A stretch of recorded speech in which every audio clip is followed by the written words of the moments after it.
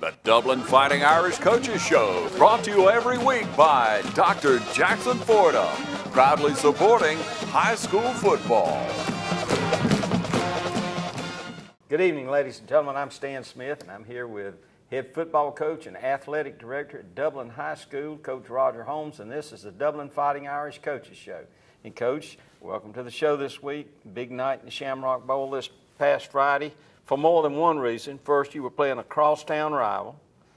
I know there had to be 2 or more class reunions this weekend. I know of 3. And then it was homecoming, always a big event. So, but we're going to talk about football. You got to be satisfied with the performance you guys gave. I thought we played well. Still several mental mistakes, you know. I think everybody thinks we probably came in and were jumping for joy at halftime as we were up 42-0. And the reality of it was we told them we weren't real happy with some of the things that we'd done, some of the mistakes that we had made mentally. But I thought our guys went back out in the second half and played a much more complete game. Now, at the end of the day, yeah, we win 63-0. We're up 42-0 at the half. We had something happen in that game in all my years of football I've never been a part of, and that scored 3 defensive touchdowns. I felt like 2 of those were obvious results of good play on our part. Number one, I guess the first fumble we picked and scooped and scored on with Romello Height wasn't necessarily a big hit. The kid put the ball on the ground after he picked up 7 or 8 yards. Romello scooped the thing up, ran back into the end zone, gave us a touchdown there. Our second defensive touchdown, they tried to run the option on us. Our defensive end took the dive, hit it right in the mouth. Our outside linebacker rallied to the quarterback like he should, forced him to pitch. Our corner was there about the same time the pitch arrives. We make a big hit, ball goes on the ground. Our free safety's running the alley. He scooped the ball, took it in to score, so Rodriguez Martin had that one. And then our third defensive touchdown was they tried to throw a deep ball. Marcus Adams, our strong safety, picked it off. And we got to see some jets out of Marcus now when he took off and saw some space. Marcus had some jets on that play. Marcus can run. Marcus was very physical the other night. We thought he had a really good defensive night. From the offensive standpoint, or back to defense before I forget, we only allowed right at 50 yards total offense the other night. So defensively, we thought we played about as well as we could play. Offensively, we had to punt, I think, 3 times. So we didn't take care of ourselves on 3 possessions and be able to get out of it what we'd hoped to. But Greg Jones had a big night, ran for over 100 yards, had a 70-yard touchdown run called back. That was one of those things you're frustrated about at halftime because the holding penalty was well away from where the ball was being run. And sort of a mental mistake there. Jermaine Cooley had a good night. I thought our offensive line played well. We changed up a few blocking schemes to give some variation to what we were doing against East Lawrence defense and the way they read their keys and the way they react, and that was pretty good.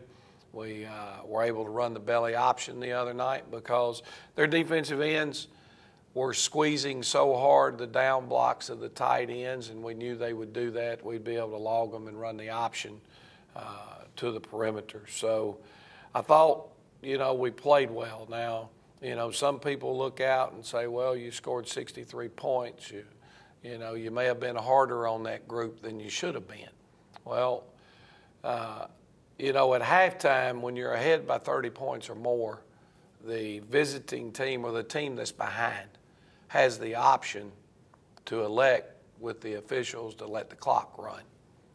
The East Lawrence coach chose to keep standard clock operating procedures during the second half, even the point where the officials still tried to let it run some, and their coach got on to the officials and they had to put some time back on the clock. Our JV kids scored our last 2 touchdowns. Markel Mitchell had some good work and good reps as our backup quarterback. I thought that was positive. So we were able to play a lot of kids, and, you know, we have our JV game on Thursday this week with East Lawrence. So I'd like to invite our fans out before I forget about that for the game. What time is that game, Coach? That'll start at 5 o'clock here in the Shamrock Bowl. All right. And, of course, we'll talk very quickly. There's a rule about players and playing time. Yes. It's 6 quarters per 7-day period. Am I right? It starts on Friday night. Okay. So if a kid plays one play in a quarter, it counts as a whole quarter. Right. And that makes it tough, especially on smaller schools. For example, we have several young men that we would like to use on special teams. Well, if a player is tired and I have to put his backup in who also plays in the JV game, and he runs down the field to cover a kickoff in the second quarter, that cost him a whole quarter that he could play in Thursday's game.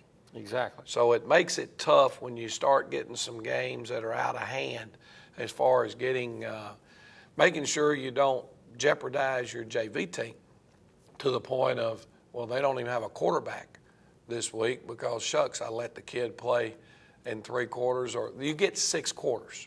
So I can get a young man into 2 quarters on Friday night, and he can play the whole JV game the next Thursday. Exactly. So that's where sometimes it gets a little bit tough when your numbers are like ours, 54, 55 kids right now that are healthy that can play in a JV game. You got to be careful because you'll get yourself in a situation where you can't put a JV team out there and have to forfeit a game because you don't have enough players, and now they're losing a lot of valuable time more than just going in on an extra point or whatever. Gotcha. Well, we're going to take a break, and I know we've got some highlight films from this past Friday night, and we'll be right back. Allen's Heating and Air is your licensed Amana equipment dealer. Trust Allen's Heating and Air to install and service your heating and air conditioning unit. Allen services all brands. With the purchase of a new Amana unit, you get a lifetime warranty on the compressor. Allen's Heating and Air. Call Sean Clark or any of his friendly staff at Allen's Heating and Air. Amana Heating and Air Conditioners. Lasts and lasts and lasts.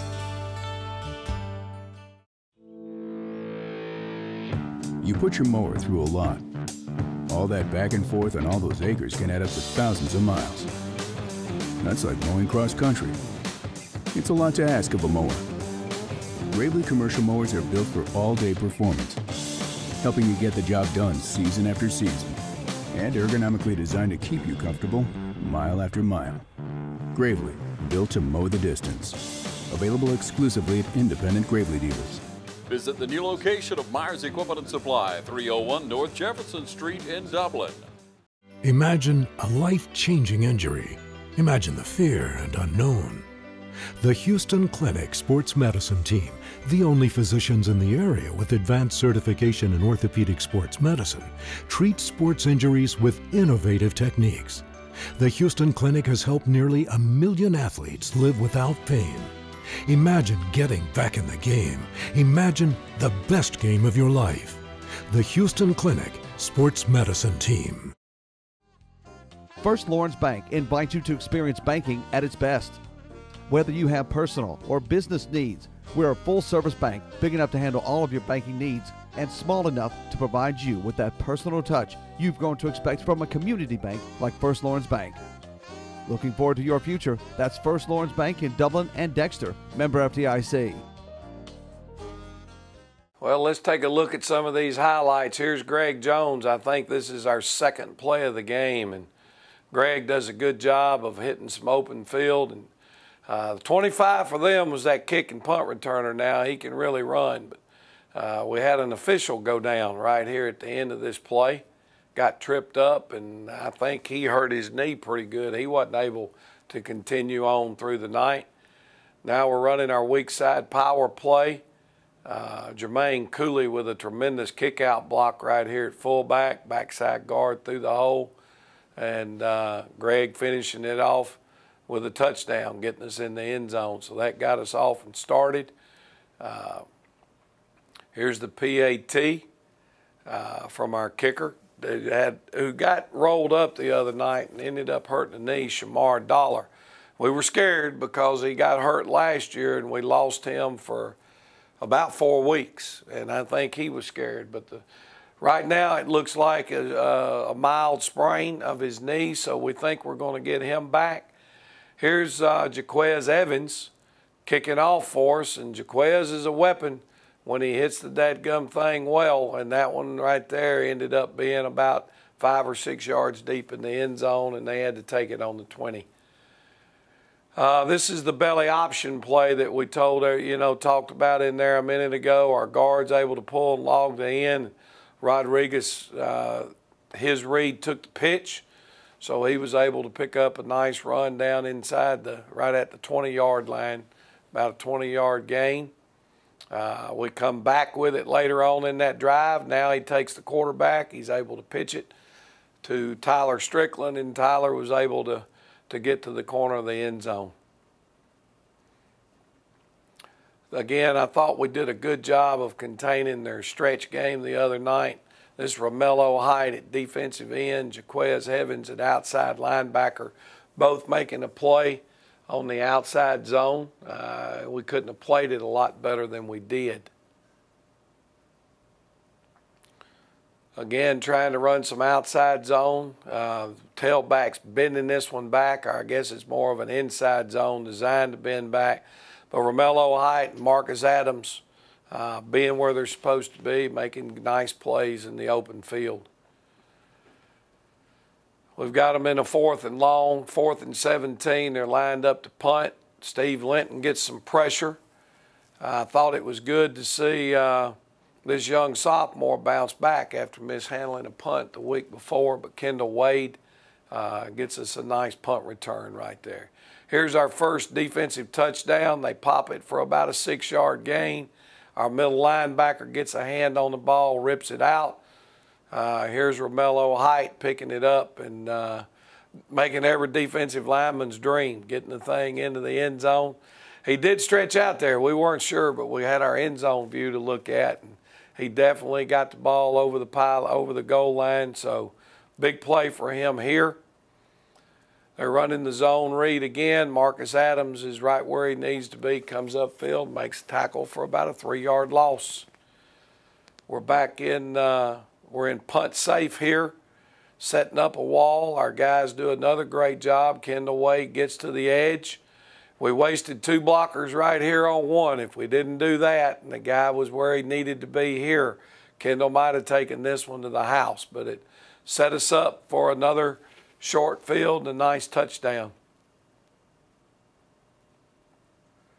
Stacy Sharp running the belly, getting in the end zone. Stacy's come on, had a couple of pretty good weeks and doing a better job. They had the roughing the kicker penalty here, so we were able to take a 15-yard penalty, and Jaquez gets another kickoff into the end zone. After the end zone kickoff, they come back. Here they run the option. You can see Steve Linton at defensive end taking the dive. Stacy Sharp comes across to take the quarterback. Tyler Strickland hits the pitch, and Rodriguez Martin's able to scoop and score. And I guess at this point the route's kind of on. Here's the out cut to the wide receiver. This is our next defensive possession, and now all of a sudden Marcus Adams steps in front on really an errant throw, kicks it in, cuts across the field, and takes it to the house, and that was good to see Marcus end up with a big positive play because he was very physical all night. We had to replace the kicker with Jaquez Evans here. Jaquez, we got a little bit of a high snap, but Jaquez knocks one down the middle. What a tremendous athlete that Jaquez is. He does so many things and does so many things well. We didn't pressure him a whole lot the other night. This is one time where it's a 3rd and 1, and we brought a little pressure with our mic, brought Steve Linton underneath on a fullback stunt, and ended up tackling him for about a 5-yard loss on a 3rd and short. I think defensively we gave up 3 first downs all night, so a good night for us there. A good job by Landon Emerson. He pulls outside on this buck sweep. We pulled the tackle. Excellent down block by Greg Jones. Now number 8, Cortavius Mitchell, outruns him to the sideline. I think we had 6 different guys get in the end zone for us the other night, Mr. Stan. That was huge. Now we got a 9th grade kicker here who moved in really right about the time school started, Tanner Meeks. He transferred in from over at Upson Lee High School. And he ended up going the other night. He handled our kicking from this point forward, and he was 3 for 3 on his extra points. As a 9th grader, we think he's got a chance to really turn out to be a phenomenal kicker. We've got our young guys in right now. Here's our sophomore quarterback, Markel Mitchell. He's throwing a little quick 3-step passing game, and I think this is Aldashon Guyton on the catch.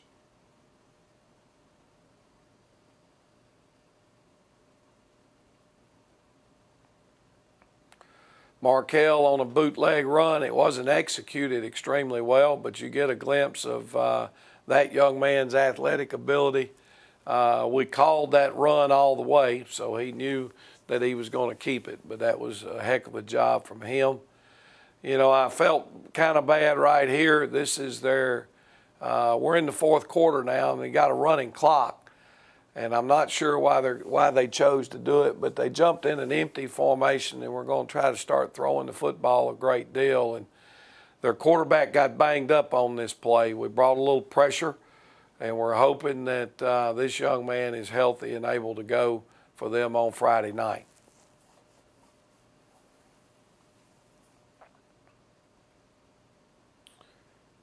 Jarvis, we had a penalty there. He didn't get the play that he was looking for. It was our fullback run. Jarvis Rozier hit it for about a 40-yard gain on the run. Now we come back. Here's Jarvis again. He's carrying the ball down inside the 5. And then Markel Mitchell ended up scoring on a quarterback sneak. So that's all the highlights we got from this week. There was some really outstanding play by a lot of kids. Our offensive line did a heck of a job for us, Stan. And now we got to go get ready for the Bleckley County Royals. All right, ladies and gentlemen, we appreciate the video, Coach, and we'll be right back. Hi, I'm Camille Cutnose, here to invite you to put our team at Community Bank to work for you. Teamwork is vital in sports, at work, at home, and community. That's why we've worked so hard to establish a winning team of customer service and lending professionals. When you call on Community Bank, we stand ready to help. There are other banks, but there's only one Community Bank. So come see us and let us put our team to work for you. Community Bank of Dublin-Lawrence County, common sense banking never goes out of style.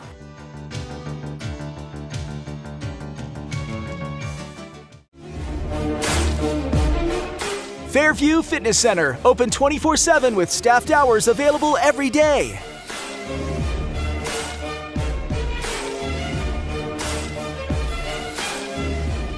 Push your fitness further with our fitness classes.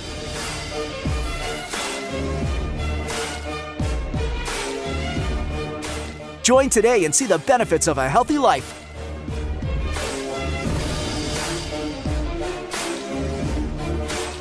Fairview Fitness Center, serving our community for over 30 years.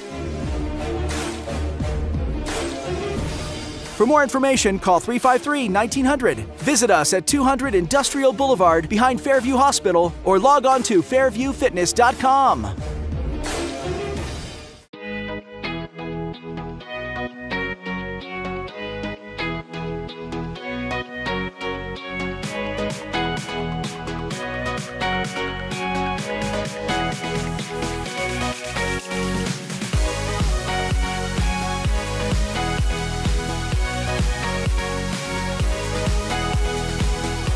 Oconee Fall Line Technical College. Think differently about college. New student registration begins August 1st.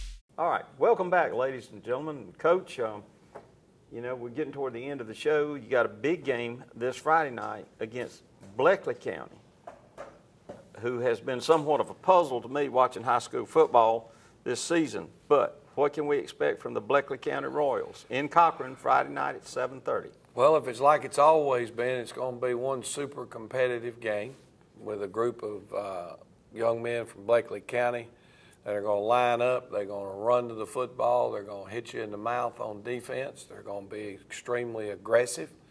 They'll challenge us in a lot of ways to execute, because they'll be doing a lot of things. And it's a little bit hard to determine right now, what are they going to do defensively.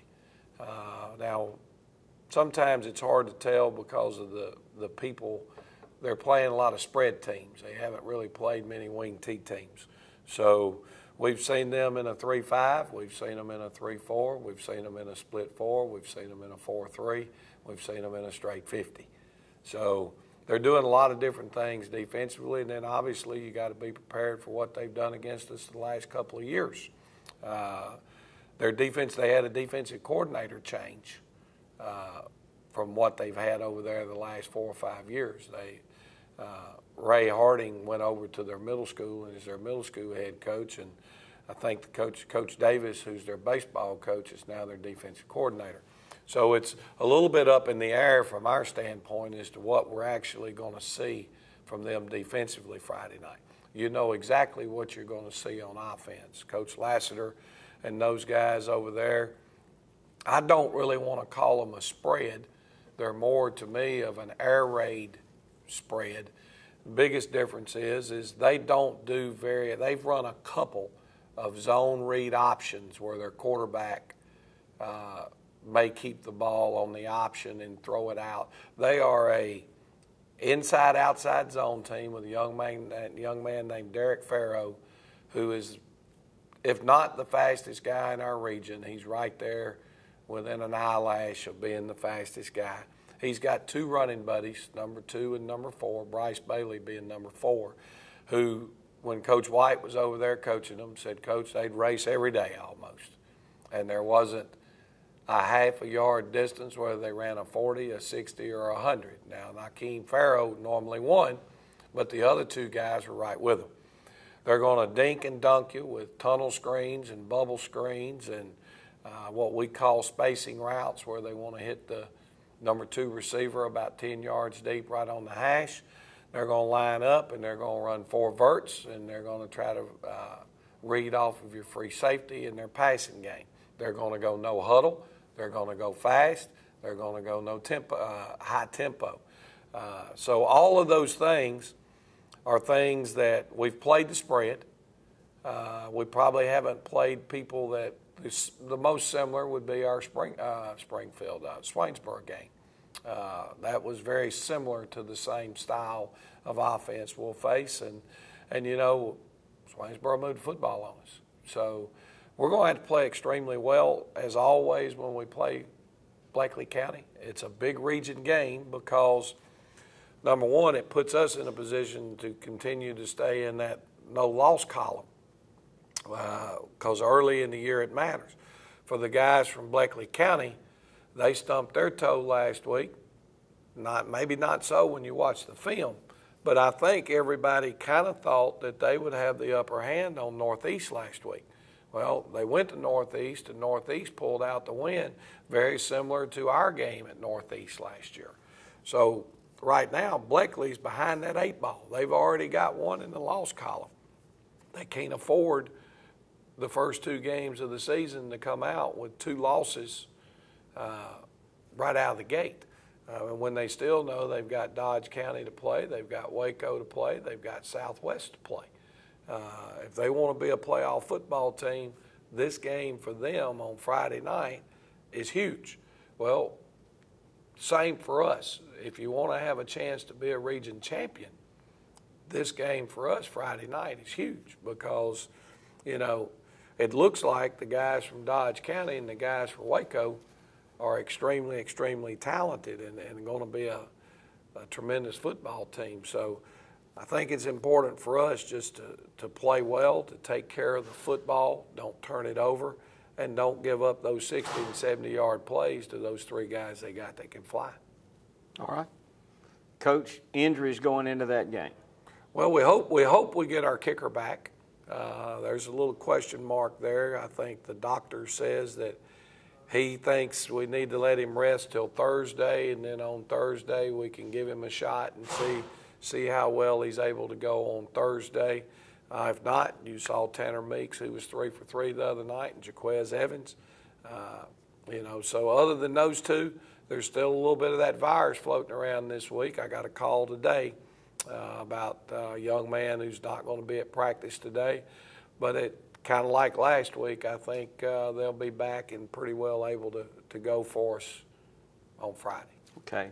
Now this game is 7:30 Friday night at the Bleckley County Royals Stadium, right on Highway 26 as you're going into Cochran on the left, and need a crowd over there because the Bleckley-Dublin game has become a pretty big rivalry, particularly in the past 10 to 12 years. And we need a crowd to support these young men, and we'll look forward to seeing everybody on Friday night in Cochran. And we'll see you next Wednesday. The Dublin Fighting Irish Coaches Show, brought to you every week by Dr. Jackson Fordham, proudly supporting high school football.